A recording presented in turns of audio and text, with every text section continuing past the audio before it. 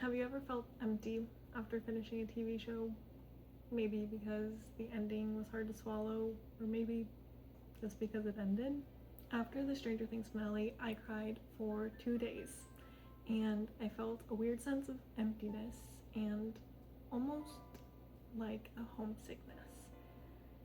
And at first, I was questioning if my emotions were valid at all, or if I was just being overly emotional and overreacting. But then I became curious as to why I was feeling this way. These are just fictional characters in a fictional story. Why do I feel so attached to them and feel so impacted by its ending? Not even the ending itself, but the fact that it did end. I constantly flip between telling myself it's just a story and none of this is real, so I shouldn't be feeling this way. And then on the opposite side, that even though this is just a story, my feelings and my reaction to it are real. Online, I was met with other people having the same feelings, a weird sense of emptiness once it ended.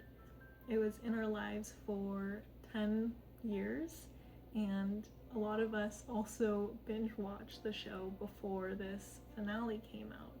So we were really immersed in it, and then all of a sudden it came to an end. It's not just the character's end that we are sad about, but that our strange parasocial relationships with them came to an end. We will get to have no new experiences with these characters after this finale. I found that people call this very strange feeling post-series depression, which the Urban Dictionary explains is the sadness felt after reading or watching a really long series or story. The bitter feeling when you know the journey is over, but you don't want it to end.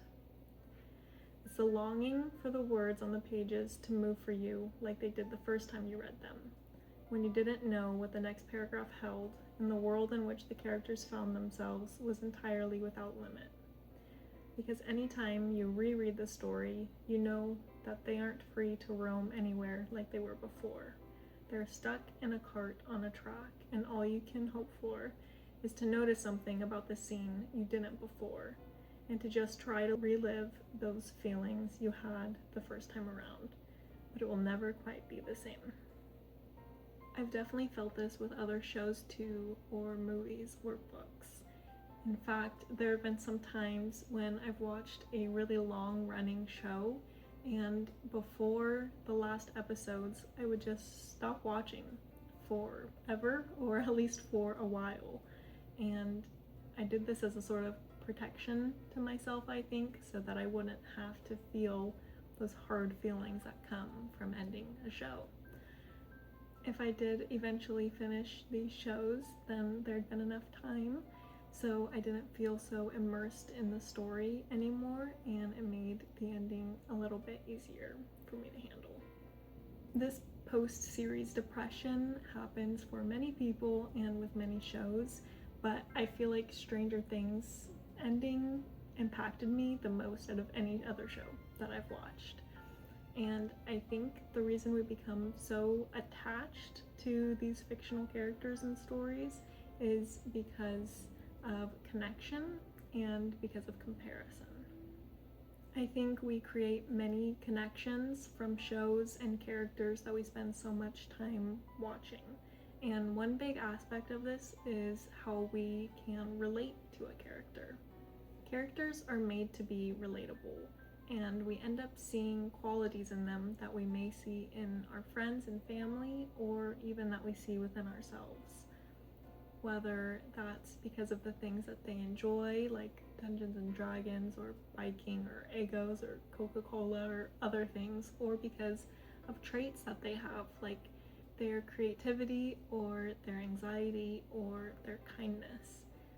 Through our time watching these characters grow and develop, we start to feel like they're almost our friends, and we see them face challenges and overcome them, and we see them grow and learn just like we would see someone that we're close to in real life or within ourselves. A study from the University of Florida found that people will sometimes project their own personality traits onto fictional characters and then form parasocial relationships with them because we see ourselves in them. Parasocial relationships are one of two main ways that people may connect with a character, and a parasocial relationship is where you have a one-sided relationship with someone that you do not know. Identification is the other main way that you might connect with a character, and that's more of a transportation into the character, where you sort of take on their outlook on life, their ambitions, their goals, and you feel like you almost become the character. There's a study done by Broom, Chavez, and Wagner titled "Becoming the King in the North. Identification with fictional characters is associated with greater self-other neural overlap." And a very high-level view of this study shows that there's this part of our brain that we use whenever we have introspection and we really look into ourselves. And they compared this activity in this part of the brain whenever thinking about yourself, about your friends, and then about fictional characters. And they found that this part of the brain that's typically activated when thinking of yourself is also sometimes activated by thinking of fictional characters for those people who have that identification where they really feel like they become the character and take on their lives. At the conclusion, the study states, when individuals experience stories as if they were one of the characters, a connection with that character is formed. And, as our findings suggest, that character becomes intertwined with the self. In Stranger Things, we watch a group of kids grow up from being in middle school to graduating high school, and we feel like we've been with them through a significant part of their lives, and that makes us feel really connected to them. And not only were we there for them as they were growing up, but for many of us, they were there with us as we were growing up.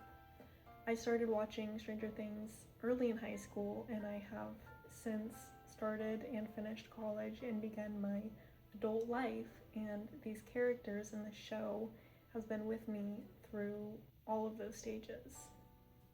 Even if people didn't grow up with Stranger Things and they just watched it when they were already an adult, there are still so many changes that can happen through a decade that you've been watching the show over the duration of. And even for adults, I mean, everybody was a kid once and everybody had to grow up.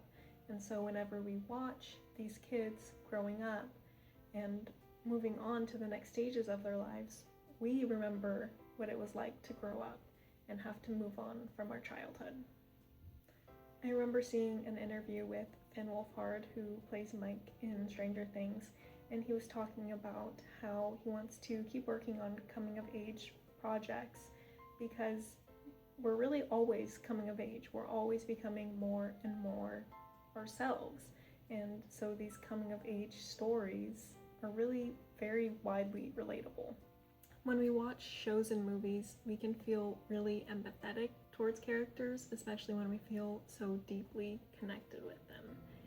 We want the best for our favorite characters. We don't want them to feel pain or loss or abandonment or anything negative. When characters do go through something that's hard, we feel bad for them. Like we might feel bad for a family member or friend, and we might even personally relate to what they're going through. We might have gone through bullying or loss of a loved one or family issues, and so when we see these characters go through this, we feel really empathetic and we almost feel their emotions. Specifically for the end of a show, we want our characters to have a happy end, and we want some sort of indication that they're going to lead a good life for what we don't get to see.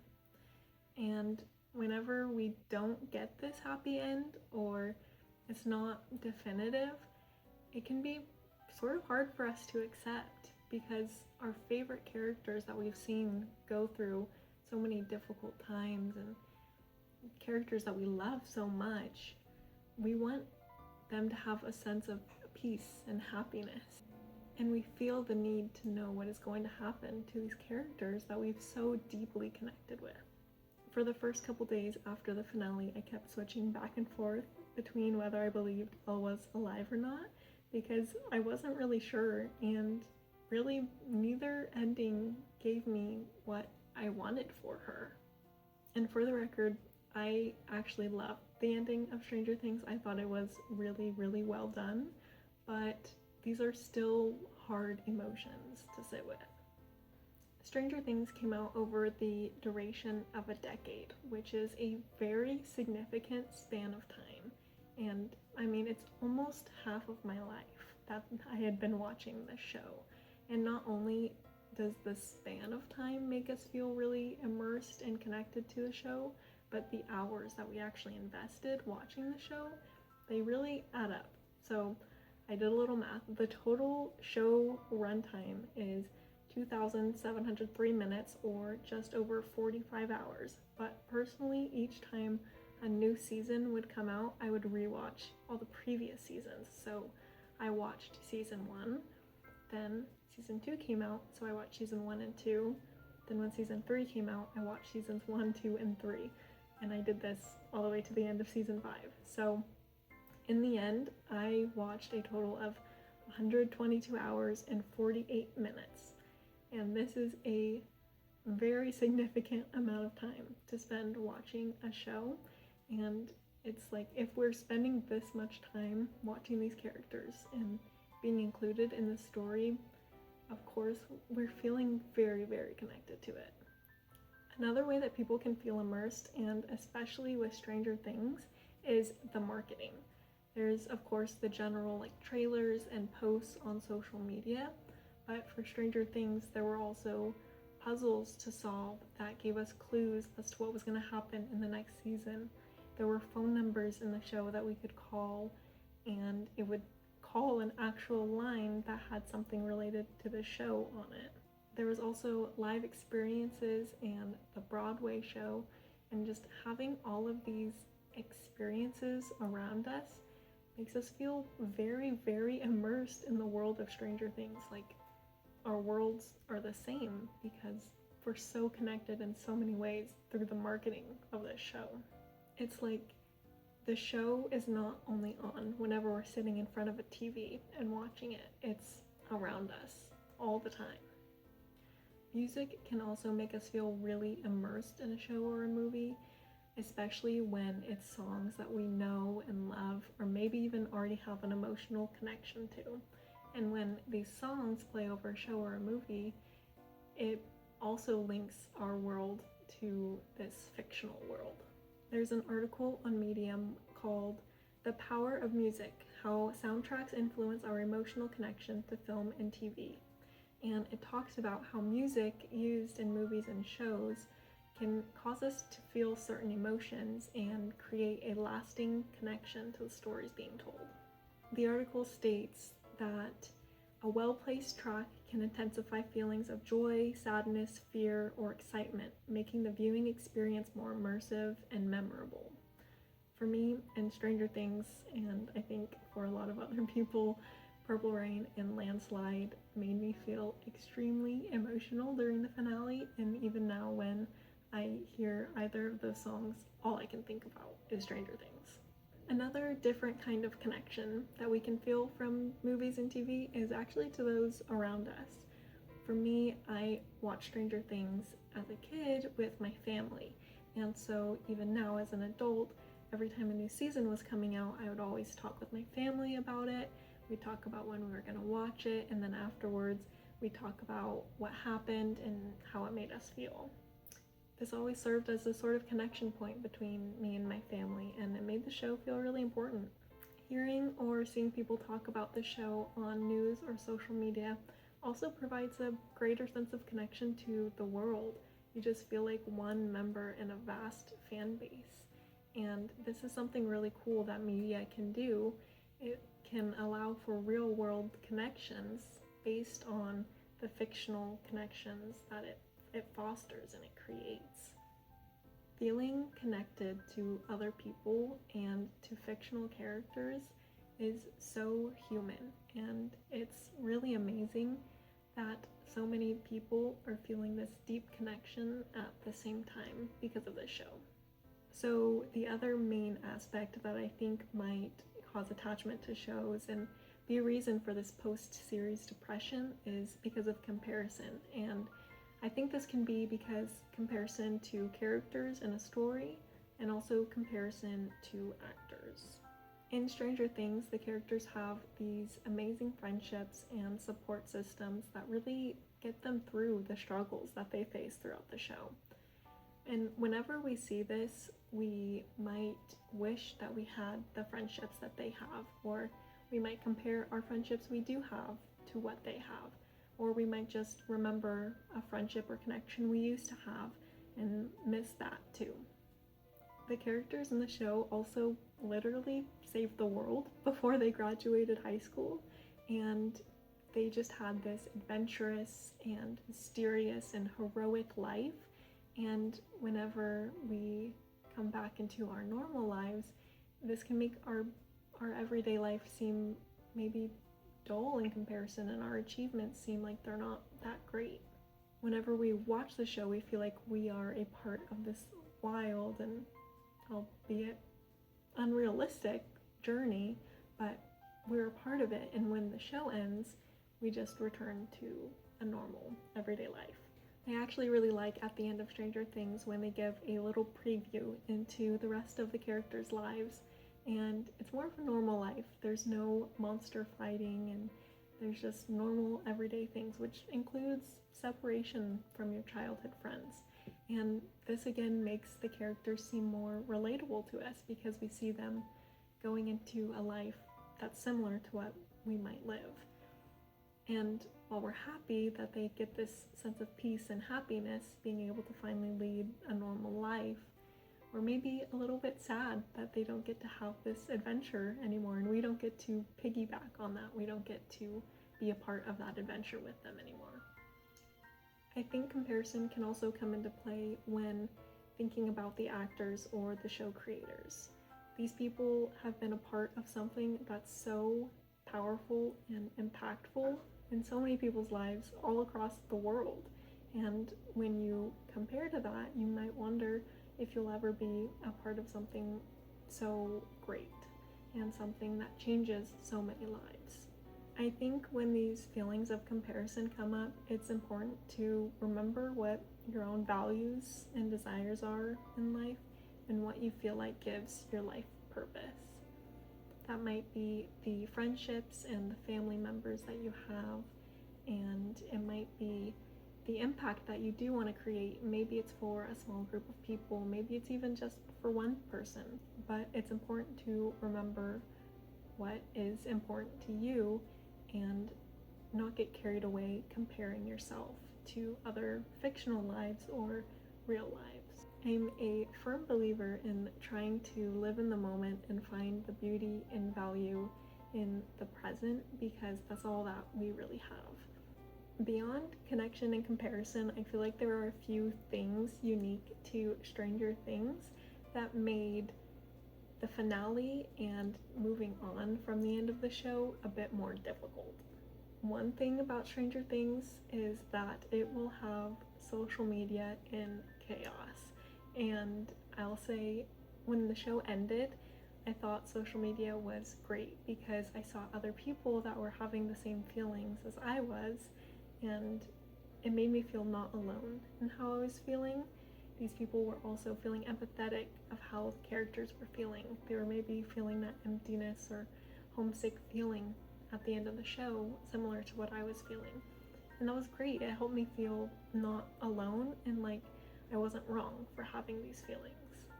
With that being said, watching edits of scenes in the finale that I had just bawled my eyes out over and constantly reliving those scenes was really difficult and made it kind of hard to move on.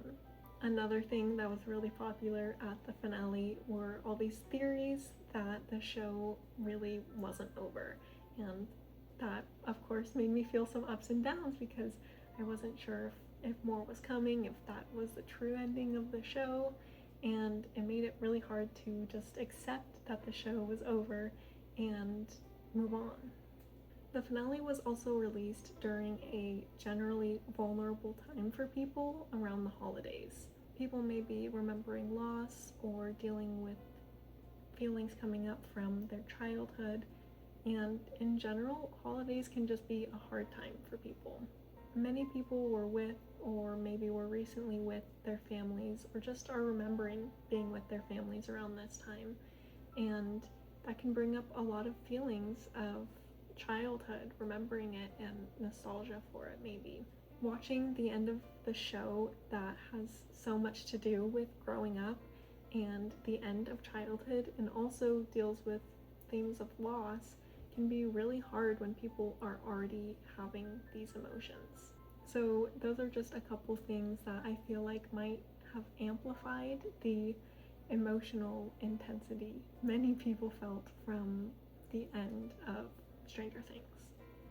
Overall, there are many reasons we become so attached to fictional characters and stories, whether it be because we see characters as friends or as reflections of ourselves, because of the time commitment, music, or marketing, or because of the lives that we wish we could live alongside the characters.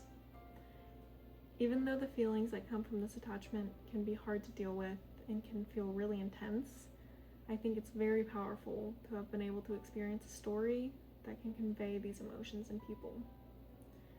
TV shows and movies have the ability to create beautiful stories that people feel connected to, not only to characters and narratives, but also to people around us who are feeling the same things at the same time. These shared experiences turn fiction into something that feels more real. We become attached to fictional characters because we're human and we feel so deeply.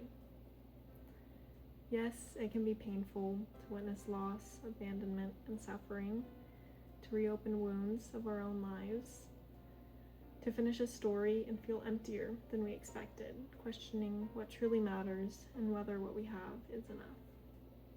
But it serves as a reminder that we are human, full of empathy and capable of creating meaning. And I hope that you see your life on its own is enough.